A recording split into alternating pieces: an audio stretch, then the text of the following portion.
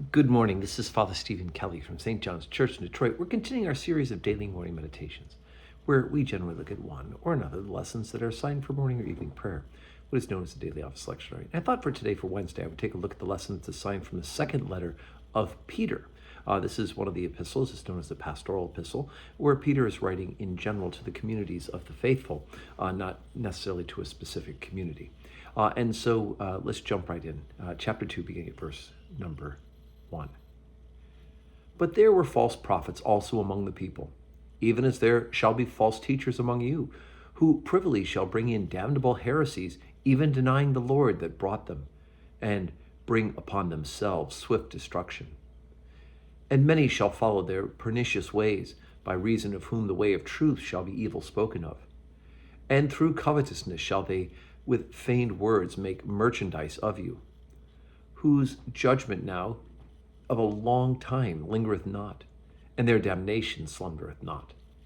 For if God spared not the angels that sinned, but cast them down to hell, and delivered them into the chains of darkness, to be reserved unto judgment, and spared not the old world, but saved Noah, the eighth person, the preacher of righteousness, bringing in the flood upon the world of the ungodly, and turning the cities of Sodom and Gomorrah into ashes, condemned them with an overthrow, making them an example unto those that shall live ungodly, and delivered just Lot, vexed with the filthy conversation of the wicked. For the righteous man dwelling among them, in seeing and hearing, vexed his righteous soul from day to day with their unlawful deeds. The Lord knoweth how to deliver the godly out of temptations, and to reserve the unjust unto the day of judgment will be punished. But chiefly them that walk after the flesh, in the lusts of uncleanness, and despise government. Okay, so once again, Peter is warning the community. He said, look, even in the Old Testament times, right, which for them would have been just the scriptures, we know that the prophets, that there were false prophets that rose up against them. And so it is, Peter is warning the faithful that there will be false teachers who will bring in what, as he calls them, damnable heresies. And of course, heresies, in addition to being just obscure and novel teachings that people introduce in order to justify some strange thought process that they have, or most often to introduce a false teaching into the fullness of the faith in order to justify their own desires and urges. But he goes on to say that some of them even deny the Lord that bought them, and bring themselves swift destruction. And so, that definition of heresy is generally those who take one part of the truth and try to make it the whole truth.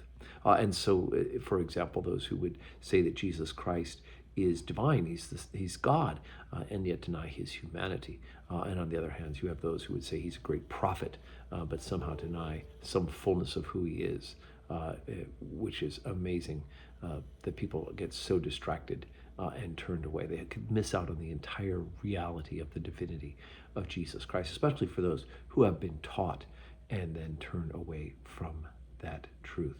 And then he goes on to give a litany of the fact that judgment will happen. So, another heresy we could throw in there is when we say God is love. That's 100% true. And of course, we also know he is mercy, but we also know that God has judgment as well, and that we will be judged. And so there is an expectation of us trying to live lives according to his most gracious desire, will, and commandment. So all those sort of things, right? We love God, love our neighbors, ourselves, and we seek to keep the commandments. Okay, so today is Wednesday. Big day at St. John's today. We have our regular 12:15 Mass, which will be for the Feast of St. Clement. But then this evening at 6 o'clock, we will have Low Mass for Thanksgiving Eve. So that's always an exciting time for us to get ready to put our minds set on what it is that we are thankful for. And of course, when we say Thanksgiving, we are thankful to God. And then tomorrow, big festivities at St. John's. 6:30 to 9 o'clock, pancake breakfast, $7 for adults, $4 for kids. And then front door, we call the front door canteen. We'll have hot chocolate and donuts for sale there too. But great fellowship and time to gather together and watch the Detroit Thanksgiving Day Parade as it goes right past St. John's. And it's no cost to come and view it with us, and even come inside, warm up the church if it's a little chilly. Warm up inside the church if it's a bit chilly. So bring your friends and neighbors, and God willing, we'll see you in church.